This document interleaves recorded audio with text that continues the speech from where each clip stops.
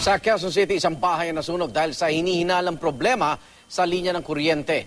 Walang nasaktan sa sunog pero ang dalawang bumberong re-responde sana sugatan na mabangga ang kanilang fire truck.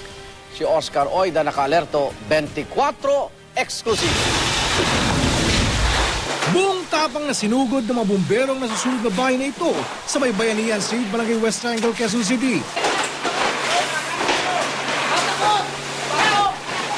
Ang ilan sa mga tagalugar, nakibuhos na rin ng tubig gamit ang mga tangang timba.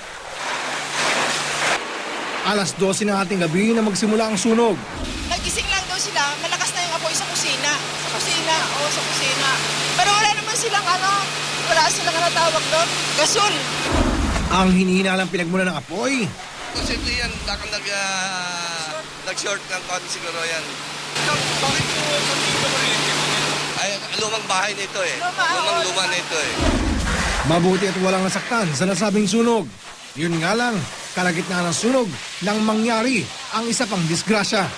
Okay, nakuha natin impormasyon itong fire truck na ito pa-responde sana sa sunog na nagaganap ngayon sa may West Triangle nang bumangga sila sa isang poste dito sa lugar sa may Quezon Avenue. Ayon sa impormasyon na nakuha natin, 2 bumbero ang kasalukuyang naiipit sa loob. Pasok sana siya. Nahalangan po siya dun sa jeep. Sa jeep po siya nahalangan. Kaya pumunta siya sa isang way. Pagpunta niya sa isang way, yung kotse naman po ang iniwasan niya. Kaya bumangga po siya rito. Ang mga rescuer, ganun na lamang pag-iingat.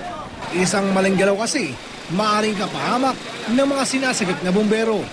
Pinano namin baka meron silang head injury. Siyempre hindi natin matanggal yung mga tama sa ulo, yung neck, back. Siyempre kailangan natin dandanin dahil bigla mamaya pag pinilit natin silang ilabas, baka mapuwersa yung yung spine nila, mas delikado. Makalipas ang mahigit 30 minutos, magkasunod na naialis sa pagkakaibit ang 2 bumbero.